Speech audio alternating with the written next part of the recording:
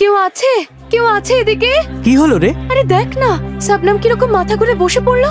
কই দেখি দেখি। এই এই রাজু, একটু জল দে তোর চোখে মুখে। চল চল, ওকে স্বাস্থ্য কেন্দ্রে নিয়ে যাই, চল। সকালে কিছু খাওয়া হয়নি বোধহয়? না ডাক্তার বাবু, সকালে বাড়ির কাজ করে স্কুলে যেতে দেরি হয়ে যায়, তাই প্রায় দিনে কিছু খাওয়ার সময় থাকে না। রিনা, ওদের বোঝাও এই 10 থেকে 19 বছর বয়সটা শারীরিক আর মানসিক গঠন আর বৃদ্ধির জন্য কতটা গুরুত্বপূর্ণ। এটা কিন্তু ঠিক নয় শবনম, খাওয়া দাওয়ায় অবহেলা করা যাবে না। কি হবে তাহলে রিনাদি? শোন, কতগুলো ব্যাপার একটু খেয়াল রাখবি।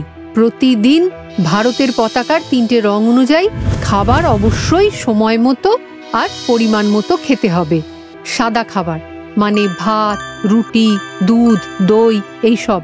বিভিন্ন রঙের শাকসবজি ইত্যাদি সবুজ খাবার। আর ডাল, মাছ, মাংস ও অন্যান্য লালচে রঙের খাবার আসবে কমলায়। এর সাথে সঠিক পরিমাণে জল আর তেলও যেন থাকে, সেটা খেয়াল রাখবি। হ্যাঁ, এই বয়সে রক্তাল্পতার একটা সম্ভাবনা থাকে, তাই আয়রন সমৃদ্ধ খাবারও কিন্তু খেতে হবে। আর সপ্তাহে একটা করে আয়রন ফলিক অ্যাসিড বড়ি খাওয়া খুব প্রয়োজন।